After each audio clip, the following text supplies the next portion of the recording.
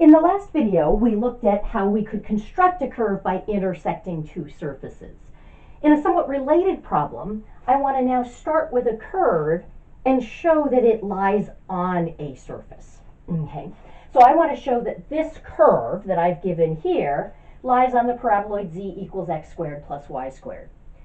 And it basically amounts to the fact that if a point's on this curve, it satisfies this equation. So there's some value of t that makes the x value of that point be cosine t, the y value of that point be sine t plus 1, and the z value of that point be 2 sine t plus 2. But if that same point is on this paraboloid, then z will equal x squared plus y squared. And that's true whether I describe these things as x, y, and z, or in terms of t. So let's just take a look. If I look at the left-hand side of this equation, LHS is my abbreviation for left-hand side, that's just z. For a point on the curve, that would be 2 sine t plus 2. Now if I look at the right-hand side, that's x squared plus y squared. If a point is on my curve, I can describe that in terms of t.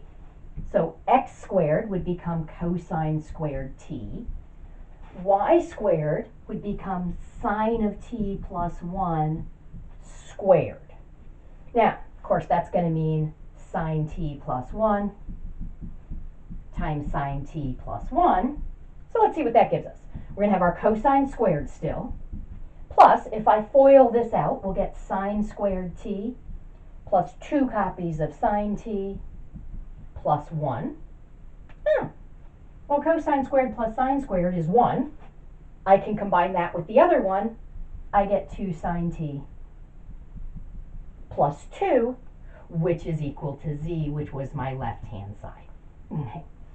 So, just sort of playing around with the equations, really powerful that algebraically, if the equation is satisfied, geometrically, you're on the graph of that equation. Okay. So a lot of the homework will have you just play around with some of these various equations and shapes, and it's kind of fun to see how that works.